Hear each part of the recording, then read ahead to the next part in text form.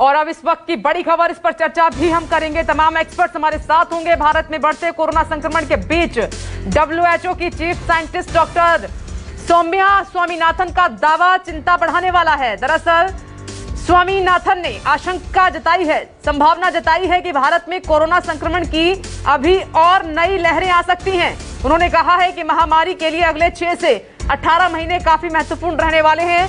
उन्होंने ये भी बताया कि संक्रमण काल में वायरस में होने वाले बदलाव और नए वेरिएंट्स के खिलाफ वैक्सीन की प्रभावी क्षमता जैसी कई चीजों पर भी ये निर्भर करेगा कि आगे भारत जैसी बड़ी आबादी वाले देश में कोरोना की स्थिति क्या रहने वाली है। उन्होंने कहा है कि भारत में मिला वायरस का B1.617 वेरिएंट कोरोना के ओरिजिनल स्ट्रेन के मुकाबले 2 गुना ज्यादा संक्रामक है और अब तो ये वेरिएंट भी 2 अलग अलग स्ट्रेन में बढ़ गया है और इनके म्यूटेशन में बदलाव साफ तौर पर दिखाई दे रहा है। हालांकि ये कितना गंभीर है, कितना खतरनाक है, इसके रिजल्ट का इंतजार लगातार सभी कर रहे हैं। तो WHO से जो चेतावनी आई है वाकई में डराने वाली है। क्या वाकई में तीसरी लहर आएगी? तो आएगी तो फिर कैसे इससे बचा जाए, अभी से प्रभावी कदम क्या उठाने की आवश्यकता है, एक्सपर्ट्स की क्या सलाह है सरकार को। हमारे साथ तमाम बड़े डॉक्टर्स, बड़ा पैनल इस वक्त मौजूद है। टीवी स्क्रीन पर इस वक्त आप देख भी सकते हैं। डॉक्टर सुनीला गर्ग जी इस वक्त आपको दिखाई दे रही हैं, professor of excellence MAMC member ascent commission COVID India task force. Madam आपका बहुत बहुत स्वागत है। Doctor BL Sherwal ji director हैं Rajiv Gandhi super speciality hospital के, सर आपका भी बहुत बहुत स्वागत है। डॉक्टर OP यादव कार्डियोलॉजिस्ट हैं नेशनल हार्ट इंस्टीट्यूट के, सर स्वागत है आपका। डॉक्टर शैलेश जैन आपको नजर आ रहे हैं, डायरेक्टर है department of lungs transplant surgery universal hospital Delhi, sir आपका भी बहुत बहुत स्वागत है। साथ ही पल्लवी झा इस वक्त टीवी स्क्रीन पर नजर आ रही हैं आपको। लेकिन सबसे पहले WHO की तरफ से क्या चिंता जाहिर की गई है वो हम आपको बता रहे हैं। चीफ साइंटिस्ट ने डॉक्टर सौम्या, उन्होंने दावा किया है कि देश में कोरोना की अभी और नई लहरें आ सकती हैं। हमें कदम उठाने होंगे, अगले 6 से 18 महीने बहुत महत्वपूर्ण रहने वाले हैं, बहुत महत्वपूर्ण रहेंगे और जो कोशिशें की गई हैं वो भी काफी महत्वपूर्ण है। 21 के अंत तक आप देख रहे हैं कि चेतावनी दी है, तब तक कोरोना से मौतों का आंकड़ा कम होगा, ये भी कहा है। हर्ड इम्यूनिटी तक पहुंचने की कोई जानकारी अब तक नहीं है, ये WHO की तरफ से कहा गया है। और मैं तमाम मेहमानों का रुख करूं उससे पहले पल्लवी, देखिए ये लगातार चिंता थी जहन में, हम इस पर चर्चा भी कर रहे थे। अब WHO की तरफ से ये जो वार्निंग ही समझे इसको पल्लवी, वो लगातार वार्न कर रहे हैं कि कदम उठाने की जरूरत है, तीसरी लहर की तरफ इशारा है ये।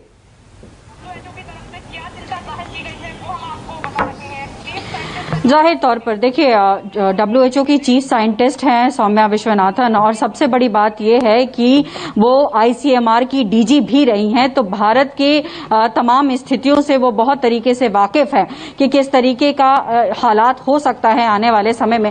और इसीलिए उन्होंने ये कहा है कि जो वेरिएंट है वो इस तरीके का है कि हमने देखा सेकेंड वेव में कि किस तरीके से संक्रमण फैला और किस तरीके से लोग इसके चपेट में आए, और मौत का आंकड़ा लगातार अभी भी हम देख रहे हैं कि बढ़ी रहा है, घटा नहीं है।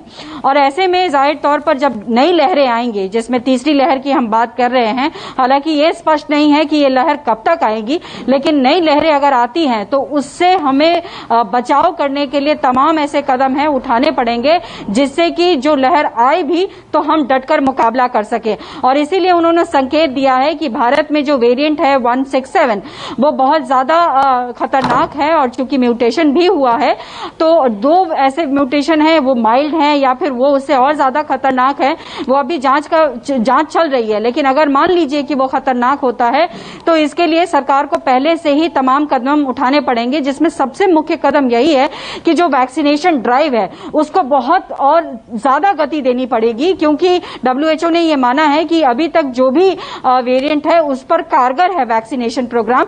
तो अगर वैक्सीनेशन प्रोग्राम को तेजी दी जाती है, ड्राइव को बहुत तेजी गति से चाहे शहर हो चाहे गांव में बढ़ाया जाता है, तो कहीं ना कहीं एक हम बात कर रहे हैं कि एक हर्ड इम्यूनिटी के लेवल तक पहुंचे तो उससे जरूर बचाव होगा।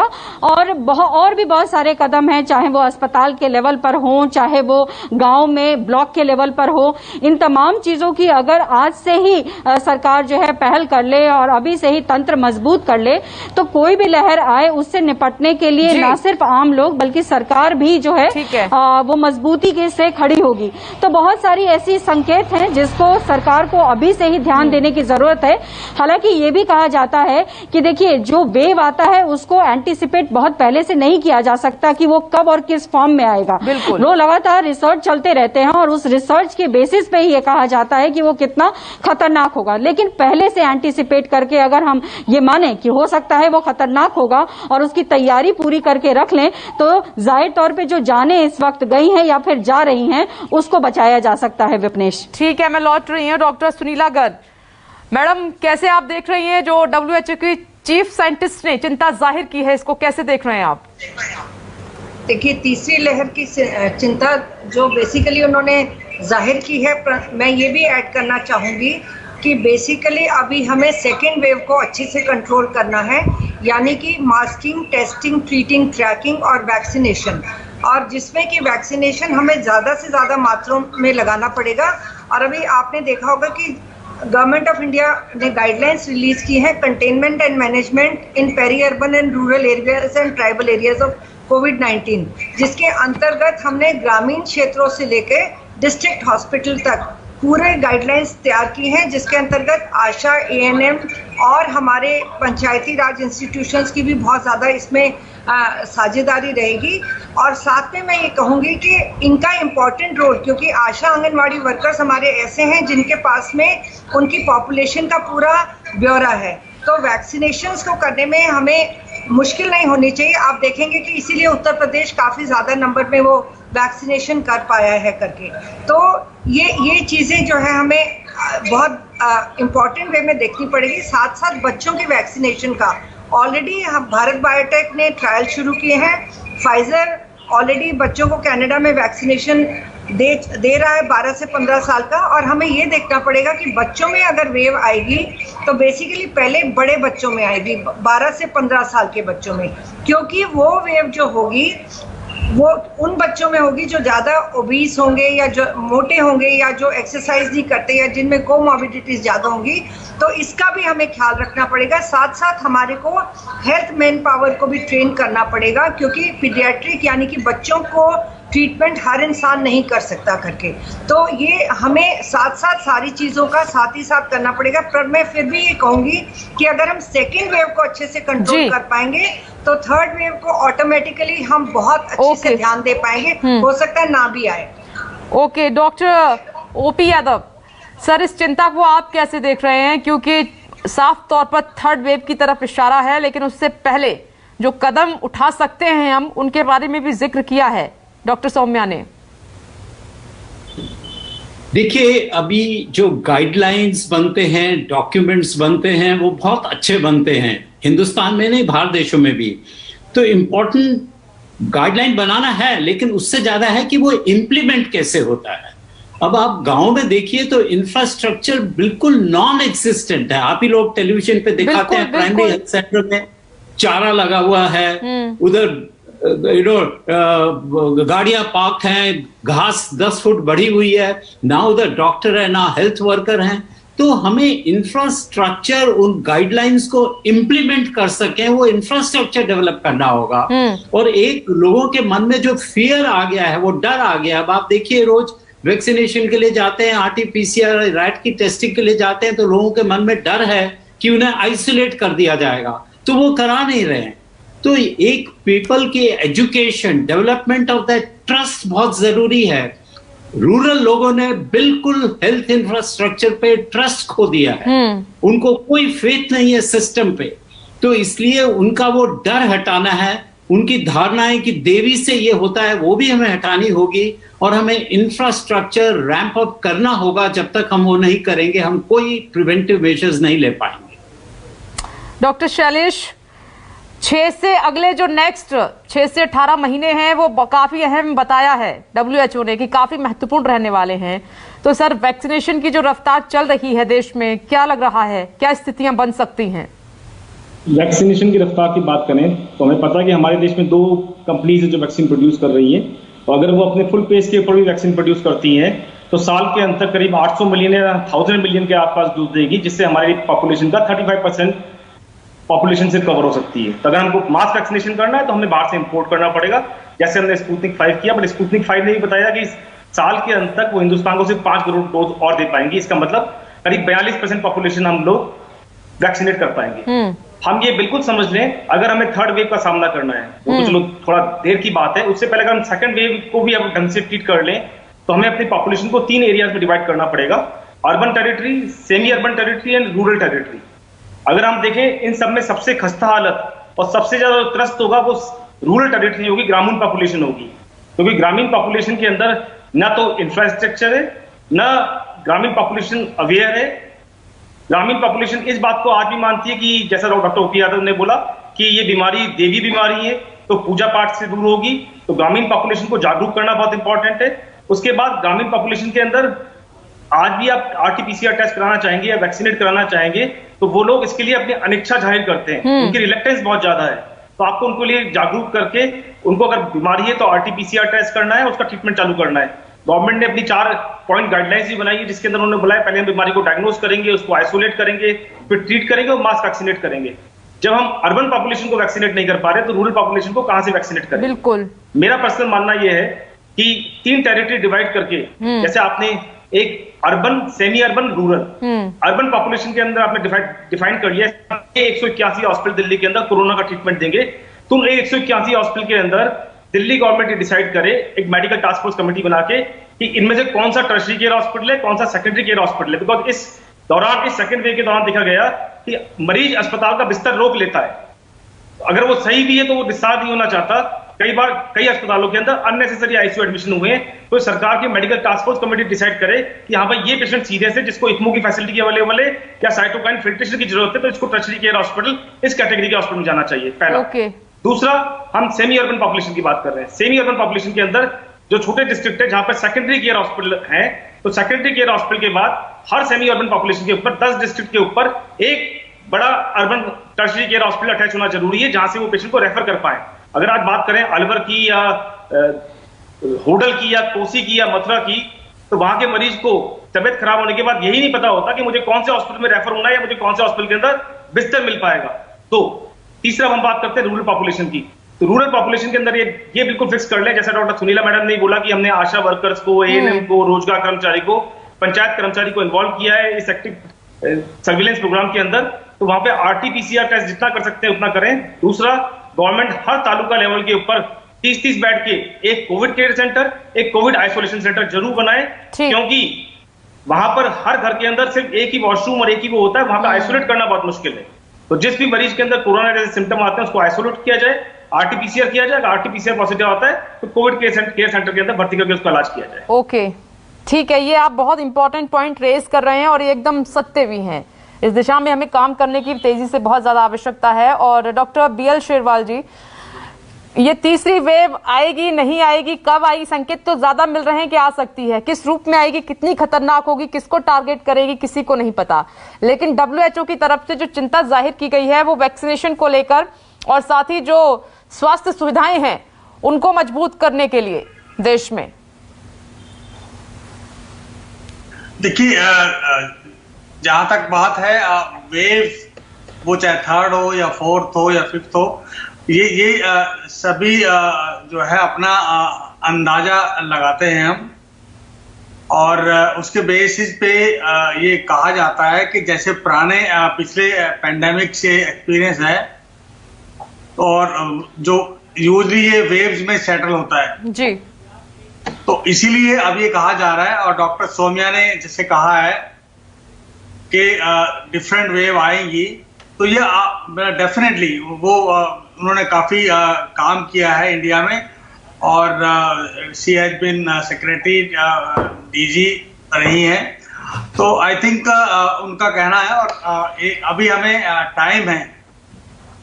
आई डोंट नो, कहीं से ये इको आ रही है, मेरे ख्याल से इसको ठीक किया जाए प्लीज। ओके सर, ठीक कराते हैं, फिर आपके पास आते हैं। लेकिन इस बीच एक बार फिर से मैं वापस आ रही हूँ डॉक्टर सुनीला गर्ग आपके पास। मैम, वक्त है अभी हमारे पास संभलने का। कई लहरों का इशारा किया है, लेकिन उससे पहले अब इंडिया के पास वक्त है कि हम अपने हेल्थ सिस्टम को ठीक करें और साथ ही वैक्सीनेशन जितनी जल्दी हो सके स्ट्राइप को करें और बच्चों को भी जल्दी से वैक्सीनेट करें। डेफिनेटली, जैसा कि मैंने आपको बताया कि हमारा वैक्सीनेशन प्रोग्राम चल रहा है, जितनी हमारे पास में डोजेज हैं उसके हिसाब से वैक्सीनेशन उपलब्ध कराया जा रहा है। और जैसे कि डॉक्टर विनोद पॉल ने भी इशारा किया था कि दिसंबर तक हमारे पास में 65 करोड़ डोजेस जो है वो उपलब्ध होंगी, जो कि हमारी 6 कंपनीज के द्वारा आएंगी। तो हमें वैक्सीनेशन प्रोग्राम को तो साथ साथ चलाना ही है करके, परंतु जैसा कि मैंने पहले भी आपको बताया कि हमारा रूरल स्ट्रक्चर ही एक ऐसा स्ट्रक्चर है जो कि मेरा 30 या 40 साल का आप अनुभव कहिए कि जो कि ग्रामीण एरिया से रहा है, कि वहाँ पे हर एक 1000 पॉपुलेशन मैप्ड है और कहीं पे भी हमारे जनता का ब्यौरा नहीं है। आप देखेंगे तो हमारी मल्टीपर्पज वर्कर जो हैं या हमारी आंगनवाड़ी वर्कर्स हैं या आशा वर्कर्स हैं, बेसिकली वो हर एक 1000 पॉपुलेशन को देखती हैं और मल्टीपर्पज वर्कर 5000 पॉपुलेशन को देखती हैं, और इसी वजह से वो हर एक बच्चे को टीका लगा पाती है। तो ये भी हमने प्रोविजन किया है कि बेसिकली सरकार के द्वारा कि जो भी अगर घर में आइसोलेट नहीं हो सकते तो पंचायत लेवल पे एक शेल्टर होम बनाया जाएगा, जिसके और पहले ही ये पिछले 6 महीने पहले ही पंचायत को कोरोना कमेटी बनाने का पंचायती राज इंस्टीट्यूशन ने भी दिया था, और जिसकी तरफ भी ये कदम उठाया गया है। और साथ में 3 लेवल के सेंटर्स बनाए गए हैं पंचायत में आइसोलेशन के अलावा। कोविड केयर सेंटर जो कि हमारा PHC लेवल पे होगा, और PHC और डिस्ट्रिक्ट के बीच में डेडिकेटेड कोविड हेल्थ सेंटर होगा और डेडिकेटेड कोविड हॉस्पिटल होगा जो कि डिस्ट्रिक्ट लेवल पे होगा, और 30 बेड जो है हमारे कोविड केयर सेंटर पे होंगे। उसके बाद हमारे 30 बेड जो है ऊपर डेडिकेटेड कोविड हॉस्पिटल पे होंगे, फिर डिस्ट्रिक्ट हॉस्पिटल पे, क्योंकि डिस्ट्रिक्ट की पॉपुलेशन को देखते हुए 1 लाख पॉपुलेशन पे करीबन 100 बेड्स हम लोग कह रहे हैं। परंतु ये जरूरी है कि इसमें जो यूनिक बात है प्राइमरली कि हमें जो है अवेयरनेस को बहुत ज्यादा क्रिएट करना है, और इसमें वॉलंटियर्स का बहुत अहम रोल है। एग्जैक्टली इसी पर मैं सवाल आगे पूछूंगी। सभी एक्सपर्ट्स हमारे साथ मौजूद हैं। मैडम मैं लौट रही हूँ और अगला जो डिस्कशन हमारा होगा वो प्लाज्मा थेरेपी पर होगा। इसी से जुड़ी हुई एक खबर है, सीधे रुक कर लेते हैं। ICMR ने प्लाज्मा थेरेपी को अब कोरोना मरीजों के इलाज के तरीकों से हटा दिया है। अब देश में मरीजों का इस थेरेपी से इलाज नहीं होगा। कोरोना मरीजों की जिंदगी बचाने में प्लाज्मा थेरेपी असरदार साबित नहीं हो रही थी। इसके इस्तेमाल के बावजूद संक्रमितों की मौत और उनकी बीमारी की गंभीरता को कम नहीं किया जा सका है। ICMR कोविड पर बनी नेशनल टास्क फोर्स केंद्रीय स्वास्थ्य मंत्रालय की बैठक के बाद यह फैसला लिया गया है। पिछले साल से ही प्लाज्मा थेरेपी मरीजों को लगातार दी जा रही है। अप्रैल महीने में शुरू हुई कोरोना की दूसरी लहर के दौरान प्लाज्मा की मांग काफी ज्यादा बढ़ गई थी, लेकिन चिकित्सा विशेषज्ञ ये थेरेपी असरदार नहीं होने और सिर्फ शुरुआती अवस्था में ही फायदों की बात लगातार कर रहे हैं। तमाम एक्सपर्ट्स हमारे साथ मौजूद हैं। मैं उनका दोबारा रुख करूं क्योंकि ये बहुत महत्वपूर्ण मुद्दा है। पल्लवी आपके पास आते हुए, पल्लवी एक प्लाज्मा थेरेपी आपने देखा था कि हर किसी की जुबान पे था, इस पर आस थी बहुत बड़ी, लेकिन अब सरकार की तरफ से ये जो कदम उठाया गया है प्लाज्मा थेरेपी को लेकर कि ये कारगर साबित नहीं हो रही है सीवियर केस में, कैसे देखा जाए इसको, क्योंकि कंफ्यूजन बढ़ रही है इसको लेकर? देखिए विपनेश, 2020 से ही हम बात कर लेते हैं। जिस तरीके से पैंडेमिक 2020 में हमने देखा और उस वक्त से ही हम लगातार देख रहे हैं कि प्लाज्मा थेरेपी को लेकर जो है सरकार उस वक्त भी कहती रही कि देखिए अभी तक प्रूवन नहीं है, और अभी तक जो स्टडी सामने आई उसमें ऐसा प्रूव नहीं हुआ है कि ये कोविड का इलाज कर रही है। लेकिन चूंकि लगातार अब स्टडीज चली रही हैं और ऐसे में एक देखा गया कि हो सकता है, संभावनाएं ऐसी हो सकती हैं कि इससे मरीज ठीक हो। लेकिन जिस तरीके से अब ये फैसला लिया गया है और लैंसेट में भी ये खबर छपी है, उसके बाद से ये स्पष्ट हो गया है कि प्लाज्मा थेरेपी के जरिए जान बचाना मुश्किल था। और लगातार हम प्रेस कॉन्फ्रेंस में भी जो भी मंत्रालय की तरफ से लोग आ रहे थे या फिर ICMR के DG बलराम भार्गव या बाकी जो मेंबर्स हैं वो भी लगातार ये कह रहे थे कि देखिए प्लाज्मा थेरेपी की तरफ भागने की जरूरत नहीं है, क्योंकि ये प्रूवन इलाज नहीं है और इससे नहीं बचाया जा सकता है किसी कोविड पेशेंट को। ये एक ट्रायल मोड में है और ट्रायल मोड में ही इसे देखा जा रहा है। उसके बाद ये अब जब स्टडी आई है और जिस तरीके से खबर छपी है उसके बाद से ही ये फैसला लिया गया है कि प्लाज्मा थेरेपी को अब जो है उपचार की विधि में इस्तेमाल नहीं किया जाएगा। और लेकिन सवाल यहाँ पर विपनेश यही उठता है कि जिस तरीके का कंफ्यूजन लगातार पिछले साल और इस साल भी बरकरार रहा, दिल्ली सरकार ने न जाने इस पर कितने पैसे, कहूं तो मैं बहुत सारे पैसे खर्च किए, ब्लड बैंक बनाया गया, एम्स में ब्लड बैंक बने और तमाम जगहों पर इसके जो सेंटर्स खोले गए और लोगों को फिर भी इधर उधर भटकना पड़ा प्लाज्मा के लिए। अस्पताल कहते थे कि आप प्लाज्मा लेकर आइए, किसी को लेकर आइए जो डोनेट करे, फिर हम प्लाज्मा देंगे। तो तमाम प्रक्रियाओं से लोगों को गुजरना पड़ा, तमाम मुश्किलात से गुजरना पड़ा, लोगों को लगातार परेशान होना पड़ा है और अब जाकर ये कहा जा रहा है कि ये थेरेपी जो है कामयाब नहीं है, इसलिए इसका अब यूज नहीं किया जाएगा। तो देखिए, बेशक साइंस कहता है इस्तेमाल नहीं करना चाहिए, लेकिन ये चीजें अगर पहले से क्लियर होती लोगों के बीच में तो शायद जिस तरीके से लोगों को परेशान और भटकना पड़ा है वो नहीं होता। और इसीलिए मैं यहाँ पर ये सवाल उठाऊंगी कि देखिए, चूंकि आप एंटिसिपेट कर रहे हैं कि तीसरी लहर आएगी, चौथी लहर आएगी और जो भी लहर आएगी उसको लेकर एक जो कंफ्यूजन लोगों के बीच में आप जो भर देते हैं उसको क्लियर करना हर मतलब मैं कहूंगी। और ये जो सवाल आपने रेज किया है पल्लवी, मैं इसी पर जवाब ले लेती हूँ, इसी पर डॉक्टर ओपी यादव से जवाब ले लेती हूँ। सर, जो पल्लवी ने पॉइंट्स रेज किए हैं, मेरा भी यही सवाल है कि पहले प्लाज्मा होता रहा, कारगर है और अब मना कर दिया गया। सर, तो ये कंफ्यूजन वाली स्थिति है ना। आपने देखा था कि प्लाज्मा के लिए कैसे दर दर भटके थे लोग।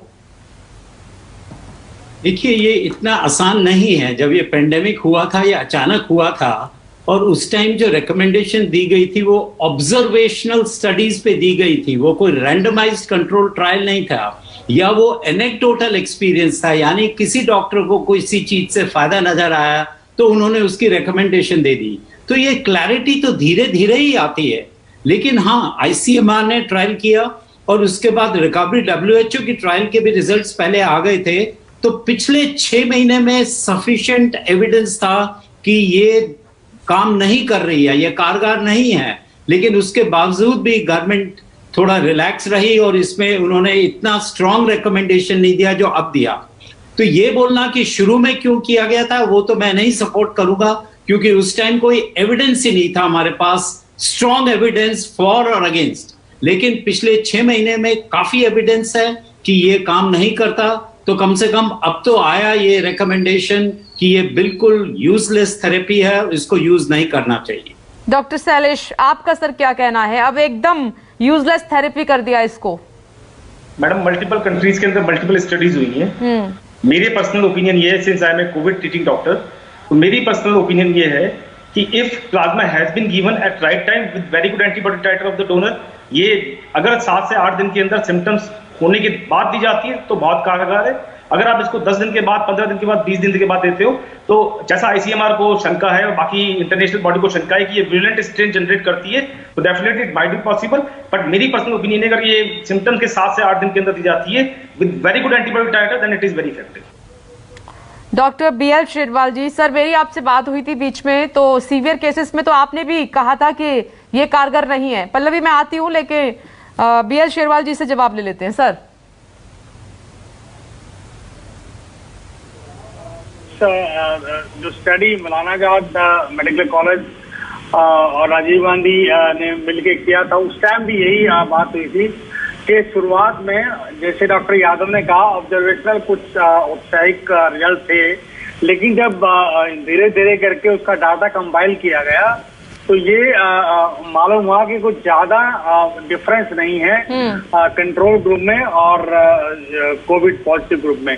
तो इसलिए जो है हमने अपने इंस्टीट्यूट में अब बहुत कम यूज किया है। ये क्लिनिशियंस को देखना है कि कौन से पेशेंट को जो प्लाज्मा थेरेपी का बेनिफिट हो सकता है, और कई बार ये पेशेंट अटेंडेंट ड्रिवन डिमांड होती है, तो उसके लिए जो है हम कोशिश करते हैं उनको कन्विंस करने की, लेकिन कई बार वो कहते हैं कि नहीं प्लाज्मा, बिकॉज ये होता है कि हमारे पेशेंट को बचाने के लिए कोई कमी ना रहे, तो एक वो बहुत जरूरी एक चीज रहती है कि अक्सर प्लाज्मा थेरेपी कई बार क्लिनिशियन उसको कंसीडर करते हुए भी करते हैं। लेकिन अब जैसे काफी पर्याप्त डाटा अवेलेबल है कि हम लोग भी एज ए क्लिनिशियन सभी लोग पेशेंट के रिलेटिव को ये संज्ञान में लाए। सर ये बात कही गई है कि अगर शुरुआत में प्लाज्मा थेरेपी दी जा रही है तो ठीक है, अगर मरीज की हालत बिगड़ गई तो वो फिर कारगर नहीं है।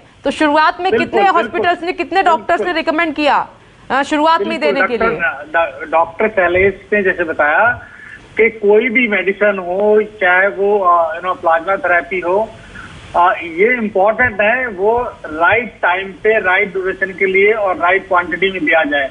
तो प्लाज्मा थेरेपी भी यही है कि आपको पता होना चाहिए कब देना है। ऐसा नहीं है कि बहुत शेयर या 8-10 दिन के बाद अगर देंगे तो डेफिनेटली वो उसका बेनिफिट नहीं है। Okay sir. पल्लवी, आपका कोई सवाल है क्या? आप पूछ सकते हैं। जी बिल्कुल, देखिए सबसे पहले तो मैं यही सवाल जानना चाहूंगी कि जैसे डॉक्टर साहब ने कहा कि देखिए ये ऑब्जर्वेशनल थेरेपी थी, बिल्कुल ये ऑब्जर्वेशनल थेरेपी थी और लगातार सरकारें यही कह रही थी कि ये प्रूवन थेरेपी नहीं है, इसको ऑब्जर्वेशनल और रिसर्च के मोड में रखा गया है। तो सवाल ये उठता है कि अगर ये ऑब्जर्वेशनल थेरेपी थी तो कुछ एक सेंटर पर ही इसको ऑब्जर्वेशनल थेरेपी क्यों नहीं बनाया गया? पूरे देश भर में प्लाज्मा थेरेपी चलता रहा, ब्लड बैंक्स बनाए गए, लोगों को भटकना पड़ा। अगर ये क्लैरिटी होती तो लोग जो इतने पैसे देकर भी अपने परिवार वालों को नहीं बचा पाए या परेशान हुए, वो स्थिति पैदा नहीं होती। आज जो रेमडेसिविर को लेकर कहा जाता है कि this is not a magic bullet, लेकिन बावजूद इसके रेमडेसिविर का इस्तेमाल हो रहा है और रेमडेसिविर के लिए लोग भटक रहे हैं। तो अगर इसको लेकर क्लैरिटी हो कि कब किस समय देना है, जैसे अभी डॉक्टर साहब ने कहा कि सीवीआरटी में नहीं देना है, मिनिस्ट्री कहती है कि नहीं माइल्ड पेशेंट में नहीं देना है, तो इसको लेकर बहुत कंफ्यूजन होता है लोगों के बीच में कि आखिर कब किस चीज का इस्तेमाल किया जाए। Doctor Sunila Garg madam. हाँ जी, मैं ये कहना चाहूंगी। हेलो। Yes madam. हाँ, मैं कहना चाहूंगी कि परसों ही हमारे पास में जो रिकवरी ट्रायल के रिजल्ट आए जो कि 16,000 लोगों पे हुआ है, उनमें ये देखा गया है कि 2 में इस ग्रुप को डिवाइड किया गया था कि 28 दिन के अंतर्गत में जो दोनों थे, जिनको हमने प्लाज्मा भी दिया, प्लाज्मा नहीं भी दिया, दोनों में कोई फर्क नहीं आया मोर्टेलिटी में, यानी कि दोनों में लगभग 24% के करीब डेथ हुई। और सिमिलरली हॉस्पिटल के डिस्चार्ज में भी कोई फर्क नहीं आया। यहाँ पे ये मैं कहना चाहूंगी कि पेंडेमिक टाइम में एवर इवॉल्विंग साइंस है। हर एक हम चाहते हैं कि ये मरीजों के हित में काम हो और जितने से ज्यादा हम लोग जान बचा सकते हैं उसको किया जाए। हम ये नहीं, बीच में आपको याद होगा कि अब हमने बहुत सारी दवाइयों पे चर्चा की है कि कौन सी कारगर होगी, कौन सी नहीं होगी, क्योंकि बेशक वो एडमिनिस्ट्रेटर्स हैं, डॉक्टर्स हैं, सबका अल्टीमेटली यही ऑब्जेक्टिव है कि हमारे मरीज जल्दी से जल्दी ठीक हो और हम उनको एक, परंतु पेंडेमिक टाइम में एक भी कोई दवाई हम ऐसी नहीं साबित कर पा रही कि ये ही एक मेडिसिन है। रेमडेसिविर जैसे हमने कहा कि हमको बाद में पता चला कि केवल फ्यू डेज के लिए काम करती है, और अब हमने गाइडलाइंस में भी बताया कि माइल्ड मॉडरेट सीवियर के लिए देने हैं, परंतु ये अब हम ये नहीं कह पाएंगे क्योंकि गाइडलाइंस की आप देखिए कि हर 5 या 6 दिन में हम लोग बदल रहे हैं, डिपेंडिंग अपॉन की न्यूअर कौन सी हम दे सके। ये सोचना पड़ेगा कि ये सब मरीजों के हित में हम बेसिकली सरकार कर रही है, क्योंकि ये नया वायरस है, म्यूटेट भी कर रहा है और अल्टीमेटली यंगर लोगों को भी इफेक्ट कर रहा है। तो हमें बहुत सारी ट्रीटमेंट का ट्रायल करना पड़ेगा और उसके बाद में हमें ये देखना पड़ेगा, हम ये निराश ना हो कि पहले हमने ये किया और क्यों किया, क्योंकि पहले साबित हुआ कि, परंतु ये जरूर मैं कहना चाहूंगी कि एंटीबॉडी का लेवल अगर 100 से ऊपर रहता है तो वो इफेक्टिव रहती है करके, तो जो कि हम लोग नहीं देखते before we give the plasma, तो ये भी बहुत देखना जरूरी था। तो ये, परंतु अब तो ये बात ही खत्म होगी जो कि रिकवरी ट्रायल में प्रूव की है करके, और ये बहुत ही रॉबस्ट ट्रायल था और मैं अभी भी ये 177 NHS फैसिलिटी से एंटीबॉडीज के लिए भी चल रहा है करके। Okay ma'am. Doctor OP Yadav ji, अब क्योंकि दर्शक तमाम सुन ही रहे हैं, according to ICMR task force health ministry severe में नहीं दे सकते, माइल्ड में दे सकते हैं थेरेपी, तो दी जाएगी या नहीं दी जाएगी? अब नहीं मैडम, आप बिल्कुल नहीं दी जाएगी। मैं इसमें 2-3 चीजें आपको बताना चाहता हूँ। एक तो है सबसे बड़ी जो फेलियर हुई है इस पेंडेमिक मैनेजमेंट की, और वो किसी की गलती नहीं है, ये सब चीजें हर पेंडेमिक में होंगी। जब मास कैटास्ट्रोफिक इवेंट कोई होता है तो एक ऑर्गेनाइज सिस्टम उस मोमेंट पे डेवलप नहीं हो पाता। अर्थक्वेक आता है तो उतना ऑर्गेनाइज तरीके से इवैक्यूएशन नहीं हो सकता जितना कि होना चाहिए। अगर कोई एक आदमी बीमार हो तो जिस तरीके से एम्बुलेंस जाएगी लेके आएगी वो मास इवेंट्स में नहीं हो सकता। तो हमारे पास there was no single window of information, कोई पोर्टल नहीं था। हर आदमी अपने तरीके से इलाज कर रहा था क्योंकि कोई इंफॉर्मेशन नहीं दी जा रही थी। तो हमें एक पोर्टल बनना चाहिए जो एक ऑथेंटिक, ट्रांसपेरेंट, रिलायबल पोर्टल है, वो ही इंफॉर्मेशन दी जाए जो ट्रीटिंग डॉक्टर को मिल पाए। हर ट्रीटिंग डॉक्टर अपनी तरफ से इंफॉर्मेशन गेन कर रहा था। दूसरा हमारा जो है कि हम ऑब्फस्केशन ऑफ डेटा, कि हम आज की तारीख तक ये नहीं बता रहे कि हमारे गांव में कितने केसेस हैं, क्या प्रॉब्लम है, क्या डेथ रेट है। बिल्कुल, ये जो डेटा हमारे पास है और जो मालूम है, लेकिन वो भी दिखाया नहीं जा रहा। मरने वालों की संख्या क्या है तो इस बात का भी जिक्र किया है सर WHO ने। जो पॉइंट आप रेस कर रहे हैं इनको इंक्लूड किया गया स्टेटमेंट में। वक्त इतना ही है आप सभी एक्सपर्ट्स का। पल्लवी, आपका बहुत बहुत शुक्रिया।